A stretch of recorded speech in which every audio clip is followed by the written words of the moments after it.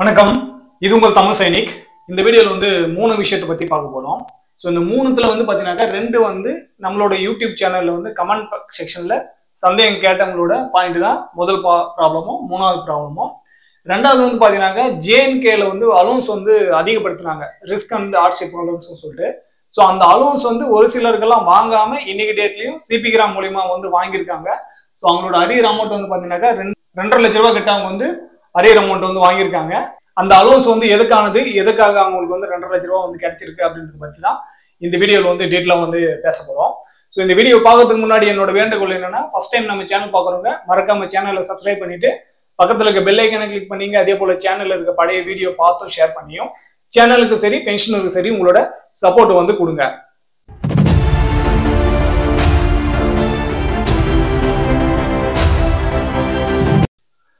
So முதல் பாயிண்ட்ல வந்து என்னன்னு பாத்தீங்கன்னாக்கா, ஸ்பார்ட்ஸோட லாகின் பண்ணும்போது ப்ராப்ளம் வருது அப்படின்னு சொல்லிட்டு ஒருத்தர் வந்து கேட்டிருக்காங்க.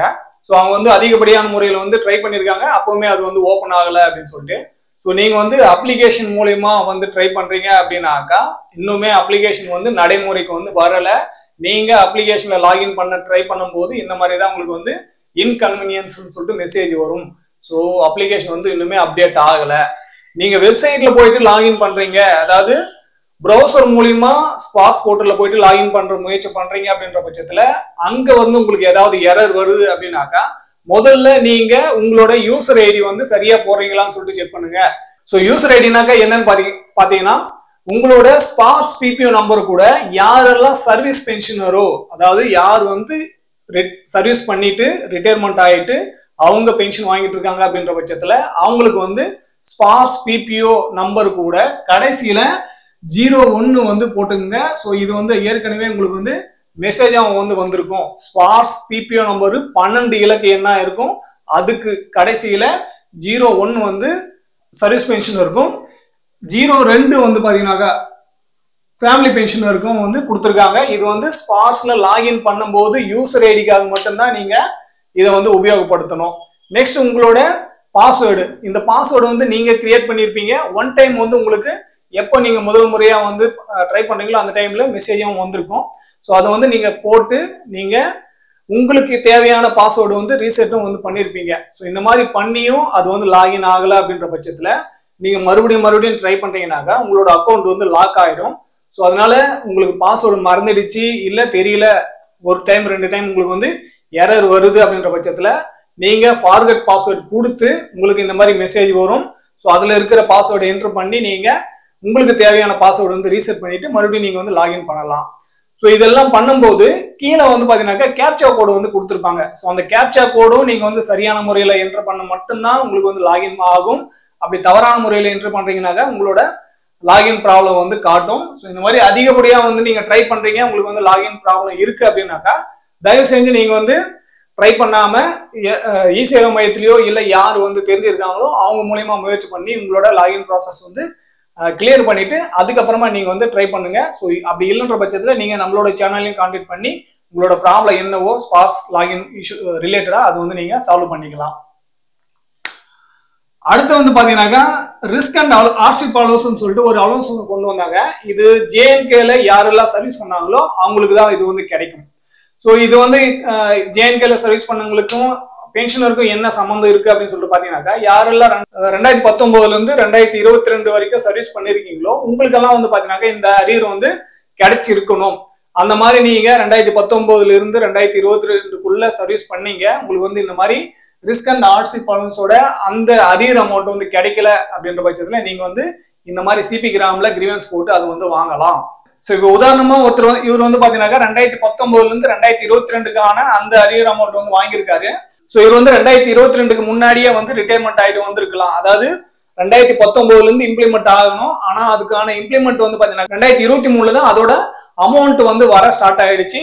ஏன்னா 2019 இருந்து கொடுக்கணும்னு சொல்லியாச்சு, அதுக்கான டிலே வந்து பாத்தீங்கன்னா 2023 வரைக்கும் கொண்டு வந்துட்டாங்க. உதாரணமா என்னோட கேஸ்லயே வந்து பாத்தீங்கன்னா 2019 இருந்து நான் பென்ஷன் அவுட் ஆகுற வரைக்கும் நான் வந்து ஜேஎன்கேல தான் இருந்தாச்சு. ஸோ அந்த டைம்ல எனக்கு கிடைக்காத அமௌண்ட் நான் பென்ஷன் வந்ததுக்கு அப்புறம் தான் எனக்கு வந்து அது ரிசீவ் ஆச்சு. ஸோ அந்த மாதிரி கிடைக்காதவங்க பென்ஷன் அவுட் ஆயிட்டு உங்களுக்கு இந்த ரிஸ்க் அண்ட் ஹார்ட்ஷிப் அலோன்ஸ் வந்து கிடைக்கல அப்படின்னாக்கா நீங்க அதை வந்து கேட்டு வாங்கலாம். யாரெல்லாம் 2019 இருந்து ஜேஎன்கேல வந்து சர்வீஸ் பண்ணீங்க, உங்களோட ரிஸ்க் அண்ட் ஹார்ட்ஷிப் அலவன்ஸ் வந்து கிடைக்கல அப்படின்ற பட்சத்துல செக் பண்ணிட்டு நீங்க அப்ளை பண்ணலாம். இந்த மாதிரி வந்து ஒரு பெரிய தொகை வந்து உங்களுக்கு கிடைக்கிறதுக்கான வாய்ப்பு இருக்கு, யாருக்கு கிடைக்கலையோ அவங்களுக்கு. ஃபேமிலி பென்ஷன் வந்து அன்மேரிட் டாக்டருக்கு வந்து வாங்க போறாங்க. ஸோ அவங்க வந்து ஒரு கமெண்ட் செக்ஷன்ல வந்து சந்தேகம் கேட்டிருக்காங்க. அவங்க என்ன வந்து கேட்டிருக்காங்க அப்படின்னு பாத்தீங்கன்னா, ஸோ இவங்க வந்து நம்மளோட சேனல்ல இருக்க வீடியோ வந்து பார்த்துருக்காங்க. அவங்க வந்து போஸ்டல் டிபார்ட்மெண்ட்ல வந்து அப்பா வந்து வேலை பண்ணியிருக்காங்க. ஸோ அவருக்கு அடுத்து வந்து அவங்க அம்மா வந்து பென்ஷன் வாங்கியிருக்காங்க. இப்போ அவங்களோட சகோதரி வந்து 40 வயசு ஆகுது. அவங்களுக்கு வந்து திருமணம் ஆகாதனால அன்மேரிட் டாக்டருக்கான அந்த பென்ஷனுக்காக இவங்க வந்து அப்ளை பண்ணியிருக்காங்க. ஸோ இந்த மாதிரி அப்ளை பண்ணியிருக்கும் போது அவங்களுக்கு, அதாவது அந்த அன்மேரிட் டாக்டருக்கு வந்து எந்த மாதிரியான பென்ஷன் வந்து கிடைக்கும், எவ்வளவு தொகை வந்து கிடைக்கும் அப்படின்னு சொல்லிட்டு இவங்க வந்து கேட்டிருக்காங்க. ஸோ இந்த மாதிரி கண்டிஷன்ல இருக்கிற பென்ஷனருக்கு வந்து பாத்தீங்கன்னாக்கா அது அன்மேரிட் டாக்டரா இருக்கலாம், விடோ டாக்டரா இருக்கலாம், டிவோர்ஸ் டாக்டரா இருக்கலாம், இல்ல ஃபேமிலி பென்ஷனரா கூட இருக்கலாம். ஸோ இது வந்து நம்ம 2 விதமான பென்ஷன் வந்து கிடைக்கும். ஒன்னு வந்து என்ஹான்ஸ் ரேட்ல வந்து கிடைக்கும், இன்னொன்னு வந்து பாத்தீங்கன்னாக்கா நார்மல் ரேட்ல வந்து கிடைக்கும். Enhance rate of family pension அப்படின்னா என்னன்னு சொல்லிட்டு பாத்தீங்கன்னா, ஒரு சர்வீஸ் பென்ஷனர் வந்து இருக்காரு, அவர் வந்து இப்போ ஒரு 30,000 ரூபாய் வந்து பென்ஷன் வாங்குறாங்க அப்படின்ற பட்சத்துல அவரு இறந்துட்டாரு அப்படின்னாக்கா அடுத்து வந்து யார் பென்ஷன் வாங்க போறாங்களோ, இங்க வந்து அவங்களோட மனைவியா இருக்கலாம், இல்ல அவங்களோட மகனா இருக்கலாம், இல்ல அவங்களோட மகளா இருக்கலாம். இப்போ வந்து இந்த அன்மேரிட் டாக்டர் வந்து எப்படி அப்ளை பண்ணிருக்காங்களோ அந்த மாதிரி மகள் யாருன்னா வந்து அப்ளை பண்றாங்க அப்படின்ற பட்சத்துல அவங்களோட வயசு 67 வந்து முடிகிற வரைக்கும், யார் வந்து சர்வீஸ் பண்ணாங்களோ அவங்களோட வயசு வந்து 67 வயசு முடிகிற வரைக்குமோ, இல்ல அவங்க இறந்ததுக்கு அப்புறம் 7 வருஷம் வரைக்கும். ஸோ இது ரெண்டுத்துல எது வந்து முன்னாடி முடியுதோ அது வரைக்கும் அந்த சர்வீஸ் பென்ஷன் வந்து சர்வீஸ் பர்சன்ஸ் வந்து என்ன வாங்கினாங்களோ பென்ஷன் அதே அமௌண்ட் தான் வந்து அவங்களுக்கு கிடைக்கும். ஸோ இன்கேஸ் அவர் வந்து இறந்துட்டாரு, நெக்ஸ்ட் வந்து அவங்களோட மனைவி வந்து வாங்குறாங்க, இந்த 2 கண்டிஷனுமே முடிஞ்சு போச்சு. இப்போ அவருக்கு வந்து 67 வயசு வந்து கிராஸ் ஆயிடுச்சு அப்படின்னாக்கா நெக்ஸ்ட் அவங்களுக்கு ஒரு மனைவிக்கு வந்து அவர் என்ன அமௌண்ட் வந்து வாங்கிட்டு இருந்தாரோ ஸோ அங்க இருந்து 60% வந்து பாத்தீங்கன்னாக்கா அவங்களுக்கு பென்ஷனா வந்து கிடைக்கும். அதாவது சர்வீஸ் பர்சன்ஸ் என்ன பென்ஷன் அமௌண்ட் வாங்கிட்டு இருந்தாங்களோ அந்த பென்ஷன் அமௌண்ட்ல இருந்து 60% வந்து நார்மல் ரேட்டா வந்து கிடைக்கும். இதே 60% தான் அடுத்து வாங்குற அன்மேரிட் டாக்டரா இருந்தாலும் சரி, இல்ல டிவோர்ஸ் டாக்டரா இருந்தாலும் சரி, இல்ல விடோ டாக்டரா இருந்தாலும் சரி, அவங்களுக்குமே அவங்க அம்மா வந்து என்ன பென்ஷன் வாங்கிட்டு இருந்தாங்களோ அதே அமௌண்ட் வந்து அவங்களுக்கு கிடைக்கும். இது வந்து நார்மல் ரேட் வந்து இப்படிதான் கிடைக்கும். ஸோ என்ஹான்ஸ் ரேட்லயே வந்து நிறைய விதமான என்ஹான்ஸ் ரேட் இருக்கு. இதை பத்தி நம்ம வந்து ஏற்கனவே வந்து பேசியிருக்கோம். ஸோ அதனாலதான் நம்ம சொல்றது, சேனல்ல இருக்க பழைய வீடியோ வந்து பாருங்க. நீங்க வந்து சௌகரியமா வந்து நம்மளோட சேனல் இருக்க வீடியோ வந்து பார்க்கணும். உங்களோட பிரச்சனை ரிலேட்டடா என்ன வீடியோ இருக்கோ அது வந்து நீங்க ஃபில்டர் பண்ணி பார்க்கணும் அப்படின்றதுக்காக தான் நம்ம வந்து பிளேலிஸ்ட் கிரியேட் பண்ணி அதுக்கு தனித்தனியா வந்து போட்டிருக்கோம். இப்போ நீங்க வந்து ஸ்பாஸ் சம்பந்தமா உங்களுக்கு வந்து பிரச்சனை இருக்கு அப்படின்னாக்கா அது வந்து ஸ்பாஸ்ன்ற பிளேலிஸ்ட்ல வந்து கிடைக்கும். இந்த மாதிரி ஃபேமிலி பென்ஷன் ரிலேட்டடான ப்ராப்ளம் இருக்கு அப்படின்னாக்கா அது வந்து ஃபேமிலி பென்ஷன்ன்ற பிளேலிஸ்ட்ல வந்து கிடைக்கும். ஓஆர்பி பத்தின ப்ராப்ளம் இருக்குனாக்கா அது வந்து ஓஆர்பின்ற பிளேலிஸ்ட்ல கிடைக்கும். 8 பே கமிஷன் பத்தி தெரிஞ்சுக்கணும் அப்படின்னாக்கா 8 பே கமிஷன்ற அந்த பிளேலிஸ்ட்ல வந்து உங்களுக்கு கிடைக்கும். ஸோ இந்த மாதிரி உங்க ப்ராப்ளத்துக்கு தகுந்தாப்புல நம்ம வந்து பிளேலிஸ்ட் வந்து கிரியேட் பண்ணி வச்சிருக்கோம்.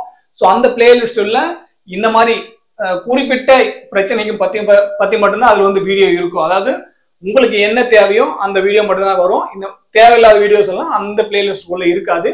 அதனால உங்க ப்ராப்ளம் ரிலேட்டடான வீடியோ பாருங்க, பார்த்துட்டு உங்களுக்கு வந்து பிரச்சனை இருக்கு, அது வந்து நம்மளோட சேனல்ல அதை பத்தி இன்னும் பேசாம இருக்கும் அப்படின்ற பட்சத்துல நீங்க இந்த மாதிரி கமெண்ட் செக்ஷன் வந்து கமெண்ட் பண்ணும்போது அதை பத்தி நம்ம வீடியோ மேக் பண்ணி உங்களோட சந்தேகத்தை வந்து தீர்க்கறதுக்காக முயற்சி வந்து பண்ணுவோம்.